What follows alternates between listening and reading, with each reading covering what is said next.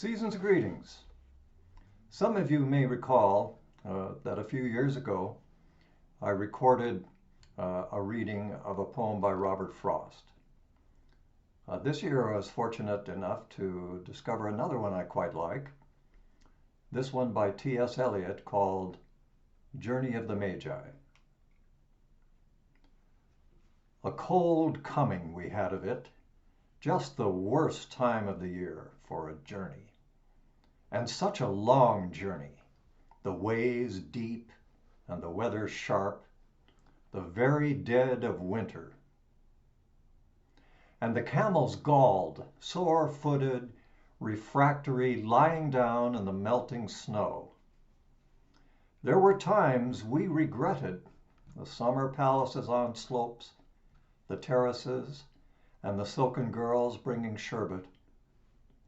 Then the camel men, cursing and grumbling and running away and wanting their liquor and women, and the night fires going out, and the lack of shelters, and the cities hostile, and the towns unfriendly, and the villages dirty and charging high prices.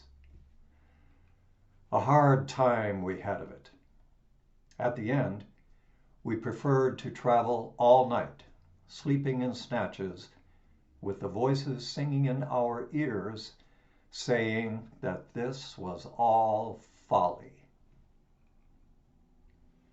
Then at dawn, we came down to a temperate valley, wet, below the snow line, smelling of vegetation, with a running stream and a watermill beating the darkness, and 3 trees on the low sky, and an old white horse galloped by in the meadow.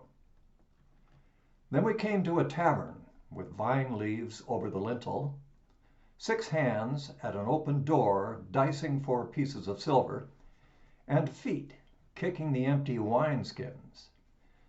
But there was no information, and so we continued, and arrived at evening, not a moment too soon, finding the place.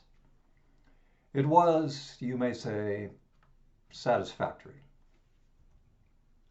All this was a long time ago, I remember, and I would do it again, but set down this. Were we led all that way for birth or death? There was a birth, certainly. We had evidence, and no doubt. I had seen birth and death, but had thought they were different. This birth was hard and bitter agony for us, like death, our death. We returned to our places, these kingdoms, but no longer at ease here in the old dispensation, with an alien people clutching their gods. I should be glad for another death.